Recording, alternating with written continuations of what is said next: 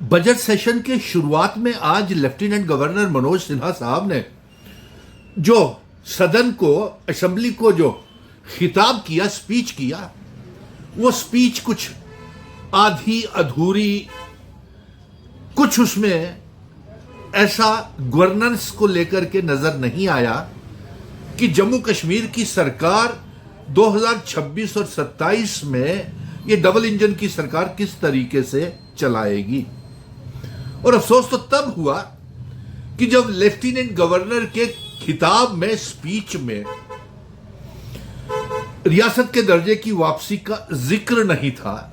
रियासत के दर्जे की मांग भी मरकज सरकार, यूनियन गवर्नमेंट से लेफ्टिनेंट गवर्नर, होम मिनिस्टर और प्रधानमंत्री जी से नहीं की। और यहां तक कि जो इस समय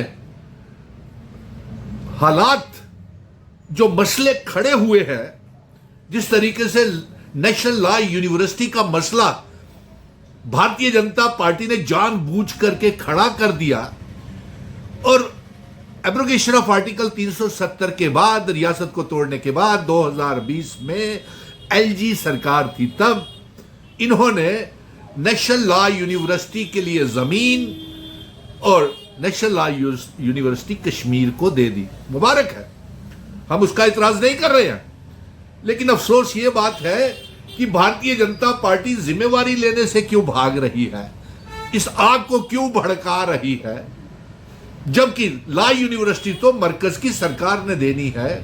होम मिनिस्टर और अमित शाह साहब ने और प्राइम मिनिस्टर साहब ने या एजुकेशन मिनिस्ट्री ने देनी है, तो उससे मांग क्यों नहीं करते।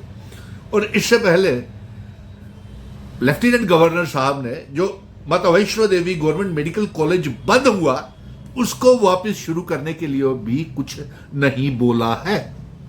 अब आप देखते जाइए कितना खोखला भाषण आज लेफ्टिनेंट गवर्नर मनोज सिन्हा साहब का था, और ऐसा महसूस हो रहा था कि वो तो यूनियन बजट की तारीफें करते हुए नजर आए, जिसमें जम्मू कश्मीर को कम से कम भी 80,000 करोड़ रुपया जम्मू कश्मीर की सरकार को ठीक से चलाने के लिए चाहिए था।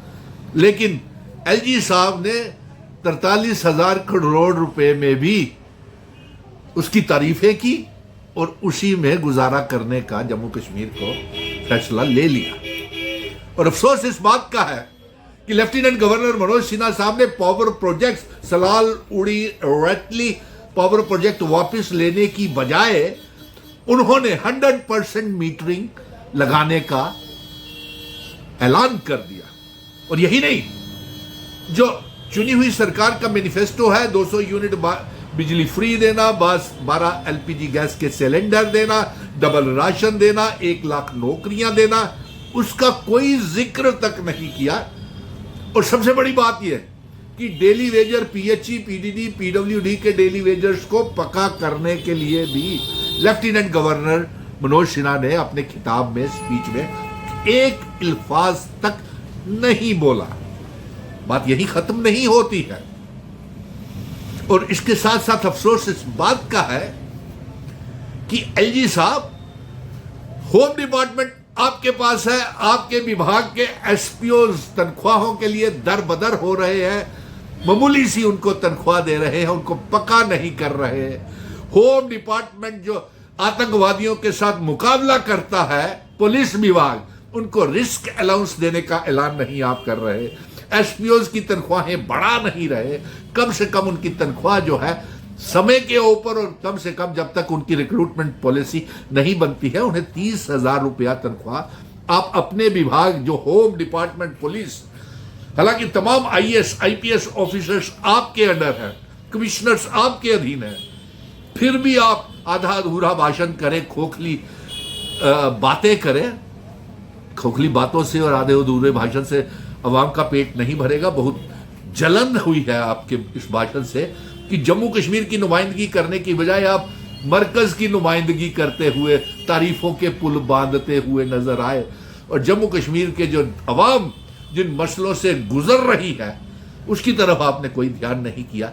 ना रियासत के दर्जे की वापसी का कोई किया, ना डेली वेजर्स को पक्का करने का, ना रियासत के दर्जे की वापसी की कोई मांग की, ना गवर्नमेंट मेडिकल कॉलेज को चलाने के लिए, ना दो national law university Jammu region को देने के लिए भी कोई बात नहीं की। अफसोस की बात है। और यहां तक कि आपने 200 यूनिट बिजली फ्री देने की बजाय, 12 गैस के सिलेंडर फ्री देने की बजाय, डबल राशन देने की बजाय आपने 100% मीटर लगाने का ऐलान कर दिया।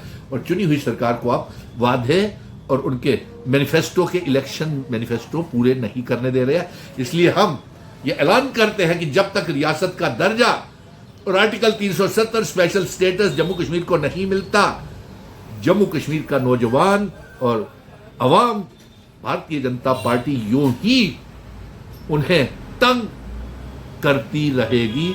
बड़ी निराशा हुई, डिसअपॉइंटमेंट हुई एलजी मनोज सिन्हा साहब के भाषण में, उनके खिताब में जम्मू कश्मीर के लिए कोई अच्छी गवर्नेंस के लिए कुछ नजर नहीं आया।